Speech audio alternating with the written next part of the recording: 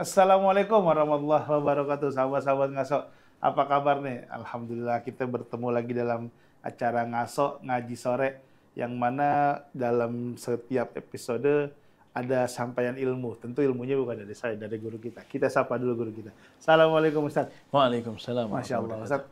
Kelihatan ngantuk nih, apa banyak kegiatan atau udah mulai banyak jam-jam yang harus diisi kajian-kajian nih? Begitu deh, sore-sore udah. Sore-sore. Tapi tetap semangat emang ngaso ya guru ya? Insya Allah. Masya Allah. Ustaz, dan sahabat-sahabat ngaso, tema kita hari ini adalah sebenarnya tema yang bisa dibilang ringan, karena hampir setiap, bahkan bukan hampir, kewajiban kita setiap hari harus melaksanakannya.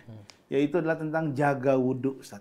Tapi pada kesempatan diskusi ini, yang Anda mau tanya tuh esensi dalam segi, mungkin kalau kita bicara kesehatannya ya, mohon maaf ya Ustaz ya, banyak beberapa dokter, mungkin pemuka-pemuka kesehatan yang sudah memberikan pandangan manfaatnya wudhu. Nah ini karena kita lagi berdiskusi dengan guru kita nih, sumber ilmu kita tanya ini adalah tentang manfaat wudhu. Karena banyak beberapa sumber-sumber yang di Al-Quran sendiri juga ada tentang perintah wudhu. Bahkan hadis-hadis Nabi. Nah, Ustaz, langsung aja kita masuk, Ustaz. Sebenarnya, Ustaz, tolong dong, Ustaz, jelasin maksud dari surat Al-Maidah ayat ke-6 itu tentang wudhu. Gimana, Ustaz? Al-Maidah ayat 6 itu menjadi dalil disyariatkannya wudhu. Dan di situ terkandung rukun wudhu. Oh, rukun wudhu. Rukun wudhu tersurat di situ ada 4 rukun. Dan 2 rukunnya itu secara tersirat. Ya. Jadi Allah Subhanahu wa taala berfirman, "Ya ayyuhalladzina amanu idza qumtum ilas salati faghsilu wujuhakum wa aydiyakum ilal marafiq wamsahu bi ru'usikum arjulakum ilal ka'bain." Kalau kalian pengen melaksanakan salat, pengennya di sini kan pengen. Berarti di sini apa? Dianjurin sebelum wudu, rukunnya niat. Oh. Karena punya keinginan niat, ya. Idza qumtum ilas salat faghsilu wujuhakum. Nah, disinilah fardu wudu yang pertama, membasuh muka, faghsilu wujuhakum wa aydiyakum ilal marafiq, dan kedua tangan kalian sampai sikut. Wamsahu bi ru'usikum, dan basuh sebagian kepala kalian. Wa arjulakum, dan kaki kalian. Nah, di situ jadi disebutin tuh. Ya. Berapa anggota tubuh disebutin? Muka, tangan, sebagian kepala dan kaki. 4 disebutin. Tadi yang pertama ini punya niat. Ya, idza qumtum. Kalau kalian pengen melaksanakan sholat, di sini dalil tentang rukun yang pertama niat. Ya. Kemudian yang keduanya muka, tangan sampai sikut, basuh sebagian kepala dan kaki, kedua kaki sampai mata kaki, ya, sampai mata kaki. Nah, di sini kemudian kata ulama simpulin ini berurutannya ini menandakan tertib. Oh. Harus berurutan, harus berurutan. Nggak boleh anak mulai dari kaki dulu deh. Nah, udah Allah yang atur, kita bikin aturan sendiri. Ibda'u bima bada Allah bih. Mulailah sebagaimana Allah mulai dari mana dulu. Allah sebutin dari tangan. Muka. Dari muka, Masya Allah. Maksudnya bersihkan tangan yang pertama, Ustaz, sunnah. Itu sunnah. Itu sunnah. Jadi kita sebutin bicara. Jadi kalau kandungan ayat Al-Maidah ayat 6 itu seperti itu. Gitu. Ya, kemudian banyak juga ayat Al-Quran berbicara tentang wudu. Innallaha yuhibbut tawwabin wa yuhibbul mutatahhirin. Allah Ta'ala mencintai orang yang banyak taubat. Banyak bertaubat, kembali, artinya banyak kembali pada Allah, banyak kembali pada Allah, berbuat salah kembali pada Allah, berbuat salah kembali kepada Allah. Innallaha yuhibbut tawwabin wa yuhibbul mutatahhirin. Juga Allah mencintai orang-orang yang menjaga kesucian atau menjaga wudu. Jadi orang yang senantiasa menjaga wudunya berpotensi besar mendapatkan kecintaan dari Allah Subhanahu wa taala. Gitu, Pak Mitang. Ustaz, tadi Ustaz bilang adalah barang siapa orang yang menjaga wudunya. Ini yang menarik nih, Ustaz. Karena Ustaz pernah cerita dulu kan tentang sahabat Bilal yang katanya sendalnya kedengeran di surga karena cuma hal sepele, kata Ustaz. Nah, karena menjaga wudhu itu gimana sih, Ustaz, maksudnya? Nah, iya, salah satu khususiyah yang didapat dari orang yang menjaga wudhu itu ialah yang didapat oleh Sayyidina Bilal bin Rabah. Bilal bin Rabah budak dari Afrika, kulitnya hitam legam, hitam legam. Tapi punya khususiyah bahwa Islam ini nggak memandang warna kulit, nggak memandang itu semuanya, tetapi yang dilihat adalah inna akramakum indallahi atqakum. Yang paling mulia di hadapan Allah yang paling bertakwa, yang paling bertakwa. Nah, Bilal bin Rabah itu terekam dalam sejarah Nabi SAW menyebutkan sendalnya udah kedengaran di surga karena sebabnya senantiasa menjaga wudhu. Jaga wudhu kemudian sholat 2 rakaat. Jaga wudhu kemudian sholat 2 rakaat. Nah, sini sholat sunnah selepas wudhu. Jadi levelnya ada orang yang cuma wudhu doang. Ada orang yang habis wudhu dia berdoa. Ada orang yang habis wudhu berdoa dilengkapi dengan sholat sunnah. Nah, Bilal ini yang mengerjakan demikian ketiganya. Wudhu batal wudhunya, dia wudhu, doa, kemudian sholat sunnah 2 rakaat. Dan dapat karomah keistimewaan seperti itu. Masya Allah. Jadi udah adalah potret orang yang hidup di dunia, kemudian dia berhasil. Ya kan keberhasilan itu faman zuhziha 'anil nar wa udkhilal jannata faqad faz. Siapa yang dijauhin dari api neraka, dimasukin ke dalam surga, itu orang yang sukses. Nah, salah satu orang sukses potretnya adalah Bilal bin Rabah. Caranya gimana? Menjaga wudhu. Kita juga bagus banget kalau bisa menjaga wudhu. Gitu. Ada hadis yang mohon maaf sahabat-sahabat ngaso, tolong lengkapin Ustaz kalau misalkan salah. Ada hadis yang bunyinya bila dengan wudhu gugur dosa kita dari bawah-bawah kuku. Itu secara utuh penjelasannya gimana itu maksudnya? Nah, di sini ada hadisnya. Akhrajahu Muslim. Rasulullah SAW bersabda, "Man tawadda'a fa ahsana al-wudu'a kharajat khatayahu min jasadihi hatta takhruja min azfarihi." Siapa yang wudu kemudian membaguskan wudunya, menyempurnakan wudunya, artinya menyempurnakan wudunya, menjalankan sunnah-sunnahnya. Karena wudu tadi yang wajib itu doang. Yang wajib tapi itu dilengkapi dengan semua sunnah-sunnahnya, itu akan berefek kharajat khatayahu, bakalan keluar kesalahan dosanya dari jasad-jasadnya. Dari anggota tubuhnya itu bakalan rontok itu kesalahan dosanya, hatta takhruja min azafirihi, sampai keluar dari ujung jari jemari kukunya. Netes bareng sama air wudu, keluar bareng itu kesalahan dan dosanya. Jadi begitu, makanya keistimewaan orang yang wudu itu, kita ini umat Nabi Muhammad, jalur pengampunan dosanya banyak banget. Jalur pengampunan dosa. Itu di garis bawah itu. Masya Allah. Iya, jalur pengampunan dosanya banyak banget. Ada orang yang diampuni dosa karena bakti kepada orang tuanya. Ada orang diampuni dosa karena sedekahnya. Diampuni dosa karena puasanya. Diampuni dosa karena wudunya. Terjaga. Belum sholat, dia baru wudu doang. Dosanya udah diampuni sama Allah. Ya Allah. Nah, sampai rontok dari ujung jari jemari. Makanya di situ juga kan, tidak diperkenankan kita wudu pakai air yang bekas wudu wajib. Tidak diperkenankan, artinya ma'ul musta'mal, air yang udah dipakai bersuci itu nggak boleh lagi dipakai wudu. Ya, salah satu alasannya itu air udah terkontaminasi dengan dosa yang rontok. Dosa yang rontok kita pakai lagi buat bersuci, ini udah terkontaminasi. Suci tapi tidak bisa mensucikan. Suci tapi. Kalau itu habis dipakai basuhan wajib. Gitu Bang Bintang. Masya Allah, sahabat-sahabat ngaso, walaupun cuman judulnya jaga wudhu, tapi secara penjelasan nih yang tadi Ustaz bilang, banyak jalur kita untuk mendapat ridha dari Allah. Salah satunya harus sepele, jaga wudhu. Mudah-mudahan kita selalu bisa jadi orang yang jaga wudhu. Jangan kemana-mana, kita makin seru nih. Kita masih ada di segmen selanjutnya. Assalamualaikum warahmatullahi wabarakatuh.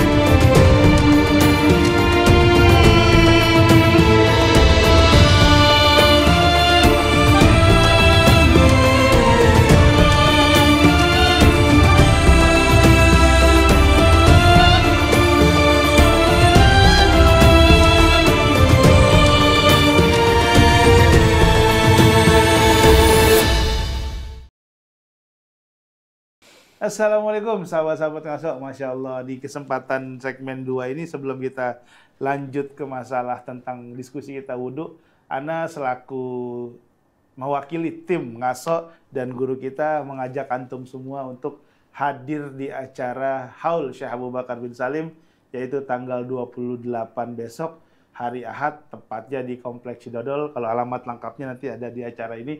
Dan tablik akbar Majelis Rasulullah di Masjid Istiqlal untuk hari Seninnya. Jadi kalau untuk antum yang datang, ajak temannya, jangan sendiri Ustaz kalau datang ya. Masya kalau perlu ajak orang tua, teman, keluarga, bahkan kalau misalkan teman-teman yang udah jarang ngaji, ayo semangatin lagi untuk ngaji. Ini pesan dari kru Majelis Rasulullah adalah kalau datang agak awalan, biar antum juga secara posisi bisa lebih dekat dengan acara. Mudah-mudahan kita diberikan kesehatan untuk hadir semua. Masya Allah. Guru, lanjut nih. Nah, kita sesuai dengan tadi yang Anda sampaikan adalah, ini ada pertanyaan dari netizen nih Guru nih. Bang, tolong tanya ke Ustadz, emang wudhu itu hanya untuk sholat aja? Ditanya ke Ustadz. Nah, silakan dijawab tuh Guru. Wudhu itu untuk sholat saja Guru. Nah, barakallah. Jadi, wudhu ini, sebenarnya ulama ngebahas, ma huwal mujib lil wudhu. Apa yang menjadikan seseorang itu wajib wudhu? Orang itu wajib wudhu karena sholat atau karena apa? Ya. Pendapat yang mu'tamad bahwa seseorang wajib wudhu itu karena dia untuk raf al-hadas, untuk mengangkat hadas. Yang menjadikan seseorang wajib wudhu itu adalah dia untuk mengangkat hadas. Hadas asghar pastinya. Dan itu hadas itu mensucikan diri dari hadas adalah syartun li sihhatis shalah. Syarat dari sahnya salat. Syarat dari sahnya salat. Adapun ketika tibanya waktu salat, itu syarat untuk mempercepat wudhu segera. Misal, sekarang belum maghrib, kita dalam keadaan hadas. Ya, sebenarnya kita wajib wudhu, tapi entar-entaran aja, belum ada. Belum masuk waktu salat. Nah, begitu masuk waktu salat, itu jadi mempercepat proses untuk segera berwudu gitu. Ya, jadi kalau tanya wudu fungsinya buat apa? Fungsinya banyak. Tapi yang penyebab utamanya seseorang karena untuk mengangkat hadas. Nah, fungsinya banyak, bisa pakai buat ketika orang mau baca Quran, dia harus megang mushaf Quran, harus dalam keadaan berwudu. Itu wajib, yang wajib. Ada hal yang sunnah, kita mau tidur disunnahin wudu. Nah, tapi ulama ada yang kadang suka membedakan wudu untuk tidur sama wudu untuk sholat. Meskipun sebenarnya sama-sama aja ya, sama-sama aja. Tapi dia membedakan biar untuk sholat lebih istimewa. Jadi kalau untuk wudu itu tawaddu wudu'an khafifan. Wudunya wudu yang ringan gitu. Bukan wudu yang berat-berat banget ya. Jadi misalnya taruhlah basuh mukanya sekali gitu. Ya, itu wudu yang ringan ya, untuk sekedar tidur gitu, untuk sekedar tidur. Tapi kalau giliran sholat tuh isbaghul wudu, menyempurnakan wudu. Pokoknya sempurnain wudhu, seluruh sunnah yang dijalanin. Biar membedakan, nih loh, buat sholat menghadap Allah lebih istimewa gitu. Ada perasaan seperti itu. Tapi kalau ente mau istimewain semuanya ya sah-sah aja. Tapi ada sebagian ulama yang ketika mau untuk hal tidur, tawadda wudu'an khafifan. Wudhu dengan wudhu yang ringan. Wudhu yang ringan ya ada. Kayak kita mau tidur nih, udah wudhu, basuh muka, basuh tangan, ya kepala, kaki, udah selesai gitu. Tapi kalau untuk sholat, dia mempersiapkan sunnahnya ini semuanya, jalanin 3 kali, dahulukan yang kan, dan begitu. Kira-kira gitu. Jadi kalau ditanya fungsinya wudhu buat apa? Buat satu gitu. Di luar salat juga ternyata tetap harus di luar salat menjaga wudhu. Dan bahkan la yuhafid 'alal wudhu illa mu'min. Tidak menjaga wudhu terkecuali orang tersebut orang beriman. Ya Allah. Jadi ciri orang beriman, ciri orang beriman dia senantiasa menjaga wudhunya. Ya, kadang kita gelisah kalau jalan bukan dalam keadaan berwudu ya. Bukan dalam keadaan berwudu ya gimana, kayaknya ada yang kurang gitu. Kalau udah terbiasa kayak ada yang kurang gitu, kayak nggak resep gitu. Dan kalau udah batal bawaannya buru-buru, cepet harus pengen cepet ambil wudu lagi. Bahkan ada pernah dengar cerita juga beberapa ulama katanya sholat subuhnya pakai wudu isya. Masya Allah, artinya kan itu nanti terjaga banget itu wudunya. Banyak ulama-ulama yang memiliki keistimewaan seperti itu, dia menjaga wudunya. Sholat subuh pakai wudu isya, salah satunya Syekh Abu Bakar bin Salim. Sebelum-sebelumnya juga ada banyak ulama-ulama seperti itu. Syekh Abu Bakar bin Salim yang akan kita peringatin haulnya, ya beliau wudu isya, kemudian sholat subuhnya pakai wudu isya lagi. Artinya di malam itu senantiasa terjaga wudunya. Terjaga wudu. Mungkin menurut kita ini nggak rasional ya. Iya. Nggak rasional. Karena jauh panjangnya. Isya itu kalau bicara jam Indonesia, jam-jam 7:30-8 deh, jam Indonesia ya. Karena nggak rasional kita ukur dengan gaya hidup kita gitu. Tapi kalau gaya hidupnya orang soleh, ya beda kan. Kalau gaya hidupnya kita mungkin habis sholat Isya, makannya banyak. Iya, minumnya banyak. Kalau makan banyak pasti keluarnya banyak. Minumnya banyak, keluarnya juga banyak. Iya. Kalau udah makan minum banyak pasti tidurnya banyak juga. Iya benar. Tapi kalau orang-orang soleh gaya hidupnya beda. Ya makan sekedar untuk bisa mendirikan anggota tubuhnya kembali hidup lagi gitu. Kalau kita kan kalau belum kenyang, mulutnya kayaknya nggak aci banget gitu. Malah kalau nggak sendawa kayaknya belum makan ya. Nah, iya. Jadi hal tersebut sangat memungkinkan dalam menurut pikiran kita itu harusnya dalam rasionalitas masih sangat mungkin hal tersebut. Dan orang tidur ada yang tidur tidak membatalkan wudhu kan. Tidur orang yang terjaga, tidur dalam keadaan posisi terjaga, pantat masih nempel dengan lantai itu nggak membatalkan wudhu. Ya. Dia tidur cuma sekedar ghafawat. Dan tidur itu kan bukan main lama-lamaan sebenarnya kan, tapi main berkah-berkahan. Ya nggak? Ada orang tidur 8 jam, bangun tidur, gue capek banget nih, ngapain? Nggak tahu gue tidur, padahal gue baru bangun tidur, capek. Ada nggak kayak gitu? Padahal kegiatannya tidur gitu. Iya, kerjaan lo tidur aja, itu kan kerjaan ya. Tidur jadi sebuah pekerjaan. Padahal itu kan kerjaan lo tidur aja gitu kan. Nah di situ padahal kita mencari keberkahannya. Ada orang yang cuma sekedar tidur 15 menit, itu kayak udah mantap banget gitu. Nah itu ada keberkahan yang dimiliki orang-orang soleh. Itu makanya dia bisa menjaga wudhu demikian. Rasulullah SAW juga demikian. Rasulullah SAW tertidur tapi nggak batal khususiyah bagi Nabi SAW. Nabi SAW khusus tidurnya tidak membatalkan wudhu. Karena matanya terpejam, hatinya terjaga. Itu baginda Nabi SAW. Jadi beliau bangun tidur, bisa langsung sholat. Bisa langsung sholat. Kalau kita bangun tidur, waduh. Masih maaf nih Ustaz ya. Ada yang ileran, ada yang tangannya mohon maaf nih, ada malam yang garuk-garuk area yang mana gitu kan. Ya itulah mungkin karena kan secara secara tidur itu kan kita nggak sadar. Ya mungkin ada yang balik badan, ada yang madhab sana, ada madhab sini gitu. Ya itulah memang disunahkan berwudu itu mungkin untuk menjaga gitu Ustaz itu. Dari segi kesehatannya juga gitu. Ustaz, tadi ada pertanyaan satu lagi. Ustaz, ini mungkin korelasinya Ustaz jawab sendiri aja ya. Ustaz, apa sih yang paling penting, wudu untuk jasmani atau pakaian yang bersih gitu loh? Silahkan saya tanggapin dua-duanya. Ustaz. Jadi sebenarnya kalau wudu itu adalah sebuah nama yang dipakai untuk mengguyur atau mencuci anggota tubuh. Ya. Anggota tubuh, bukan pakaian. Bukan pakaian. Jadi sesuatu hal yang berbeda.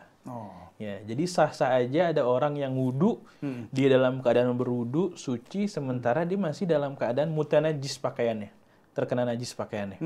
Sah nggak sholatnya? Ya nggak sah, karena nanti dalam sholat mensyaratkan toharatul fil badan wathawb wal makan, mensyaratkan 3 hal, badannya suci, pakaiannya suci, dan tempat ibadahnya suci. Gitu. Jadi kalau tanya mana ya hal yang berbeda. Hal yang berbeda. Gitu. Tapi salah satu syaratnya adalah sempurnakannya wudu gitu kan. Kalau kita mau bahas bicara pakaiannya itu bab yang lain gitu Ustaz ya. Nah, ya pokoknya wudu untuk anggota tubuh. Wudu untuk anggota tubuh. Adapun pakaian ya udah pensuciannya dengan tata cara sendiri.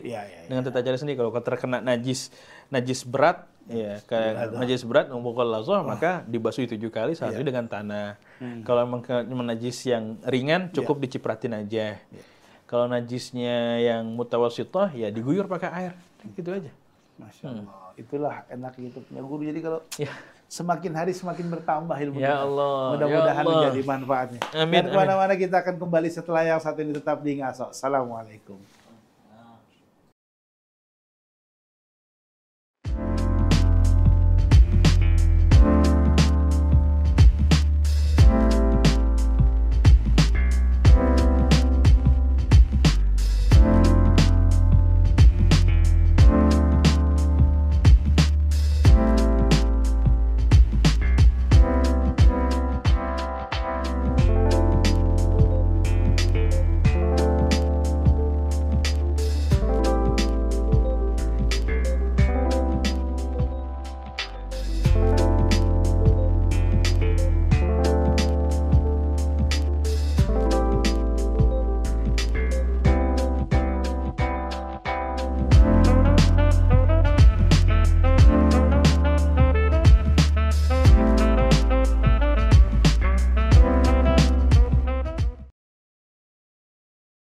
Assalamualaikum sahabat-sahabat Ngaso. Masya Allah, tiba juga kita di penghujung nih. Ustadz, sebelum ada beberapa kata motivasi untuk seluruh jamaah-jamaah yang Ustadz akan memberikan gimana pentingnya atau mungkin indahnya kita menjaga wudhu. Ada pertanyaan juga nih Ustadz. Mungkin masih ada pertanyaan lagi. Masih ada pertanyaan. Satu nih Ustadz, gitu lah. Nah Ustadz, kalau kita di Mekah itu kan ada beberapa maklumat nih. Jadi ada beberapa maklumat yang kalau kita wudhu di sini kan sentuhan sama laki-laki dan perempuan jelas batal, gitu loh. Terus kalau kita di sana ya mungkin ada beberapa mazhab yang bilang katanya oh nggak apa-apa kalau tidak ada niat atau mungkin nafsu ya. Koreksi kalau salah ada. Gimana sih penjelasannya? Yaitu perbedaan di pandangan di antara madhab. Ya dalam madhab Syafi'i batal sentuhan lawan jenis. Dalam keadaan berwudu. Kalau dia wudunya batal. Wudunya batal. Wudunya batal. Sentuhan skin to skin nih. Wis, apa itu? Kulit dan kulit. Kulit. Allah. Lanjut dulu. Tapi kalau misalnya pakai hail, ada hail pembatasnya, ada baju, ada tisu, itu nggak batal. Itu nggak batal. Meskipun juga dalam mazhab Syafi'i ada yang berpendapat mengatakan nggak batal gitu. Dalam mazhab Syafi'i sendiri. Tapi yang mu'tamadnya batal dalam mazhab Syafi'i. Perbedaan di kalangan madhab yang 4 aja, di kalangan madhab yang 4. Ya ada yang membatalkan, ada yang nggak membatalkan, macam Imam Malik ya. Sama Imam Malik, sentuhan kalau emang disentuhan aja tuh itu nggak membatalkan. Tapi kalau emang mau ngikutin kayak gitu, ikutin dari tata cara wudunya Imam Malik. Oh. Jangan setengah-setengah. Kita wudunya pakai gaya Imam Syafi'i, giliran mau ngebatalinnya pakai gayanya Imam Malik. Itu namanya yang enak berarti ya.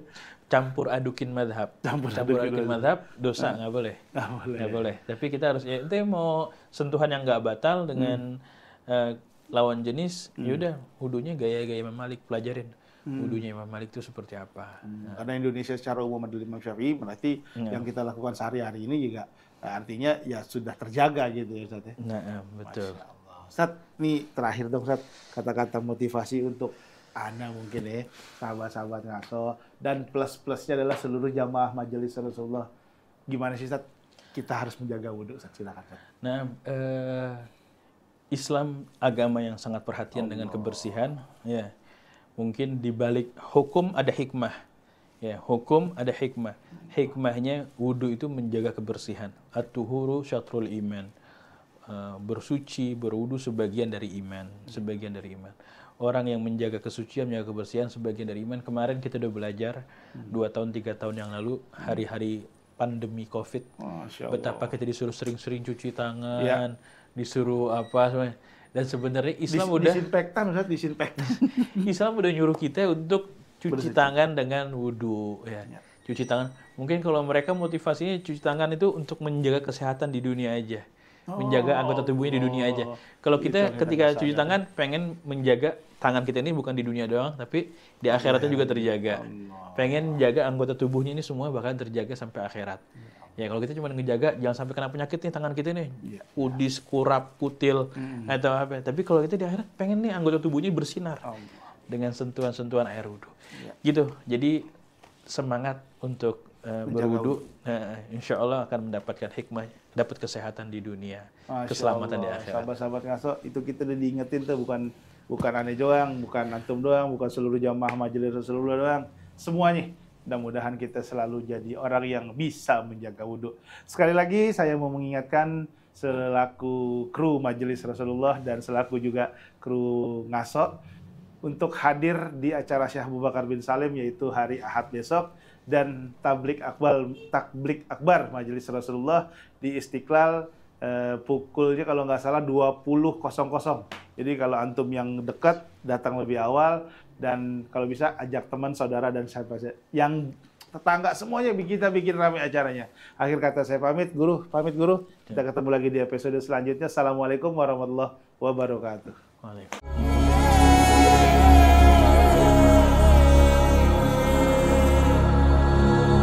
Berkata Al-Faqih Abu Bakar bin Muhammad Bawazir, telah meninggal dunia penghulu kita, sang pembawa berkah bagi kita, pemimpin para wali, pemimpin para guru, yang membawa keberkahan bagi agama Islam dan kaum muslimin, Al-Habibil Ghaus, Asy-Syaikh Abu Bakar bin Salim.